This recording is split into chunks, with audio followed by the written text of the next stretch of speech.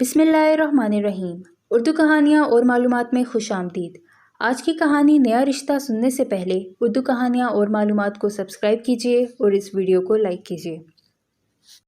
سب لڑکے شہزاد کا غصہ کم کرنے کے بجائے اسے اور غصہ دلا رہے تھے۔ عباس بولا، یہ کوئی پہلی دفعہ نہیں ہوا، علی نے پچھلے ہفتے بھی شہزاد کو مارا تھا۔ احمد بولنے لگا، علی اپنے آپ کو سمجھتا کیا ہے؟ ادھر سے سمیر نے بھی لقمہ دیا، شہزاد اب اسے چھوڑنا مت ورنہ وہ اور شیر ہو جائے گا۔ شہزاد یہ ساری باتیں سن رہا تھا، اس کا غصہ بڑھتا جا رہا تھا، اس کی آنکھیں سرخ ہو رہی تھیں جو اس بات کا پتہ دے رہی تھی کہ اب وہ علی سے بدلہ لے کر ہی چھوڑے گا۔ علی اور شہزاد دونوں ہم جماعت تھے۔ ویسے تو دونوں ہی پڑھائی میں اچھے تھے، مگر ان کے درمیان کے یہ جھگڑے ان کے ہم جماعتوں کے پیدا کرتا تھے۔ جماعت کے طلباء دو گروہوں میں تقسیم تھے۔ دونوں گروہوں کی باہم رقابت شہزاد اور علی کی وجہ سے تھی۔ بریک کے بعد شہزاد کلاس میں داخل ہوا تو علی کو گھورتے ہوئے اپنی سیٹ پر جا بیٹھا۔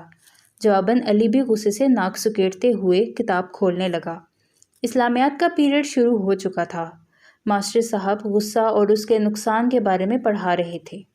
ماسٹر صاحب نے بتایا کہ غصہ کیسے انسانی صلاحیتوں کو کھا جاتا ہے اور انسان کو ناکام اور تنہا کر دیتا ہے، جس کی بنا پر غصہ کو حرام قرار دیا گیا ہے۔ پھر ماسٹر صاحب نے ایک حدیث مبارکہ کا حوالہ دیا جس کا مفہوم یہ تھا کہ پہلوان وہ نہیں جو مقابل کو پچھاڑ دے، بلکہ پہلوان وہ ہے جو غصے میں خود پر قابو رکھے۔ ماسٹر صاحب کی بات ختم ہوتے ہی گھنٹی کی آواز سنائی دی اور ماسٹر صاحب کلاس سے تشریف لے گئے، مگر علی اور شہزاد کو نہیں سوچ دے گئے۔ دونوں شرمندہ تھے۔ پھر علی پہل کرتے ہوئے اٹھ کر شہزاد کے پاس آیا اور اس کی طرف دوستی کا ہاتھ بڑھایا۔ اس کے اس عمل سے شہزاد کا بھی حوصلہ بڑھا اور اس نے آگے بڑھ کر علی کو گلے لگا لیا۔ کلاس کے لڑکے ان کے اس طرز عمل پر حیران تھے۔ اب علی اور شہزاد کے دلوں میں لگی نفرت کی آگ بجھ چکی تھی۔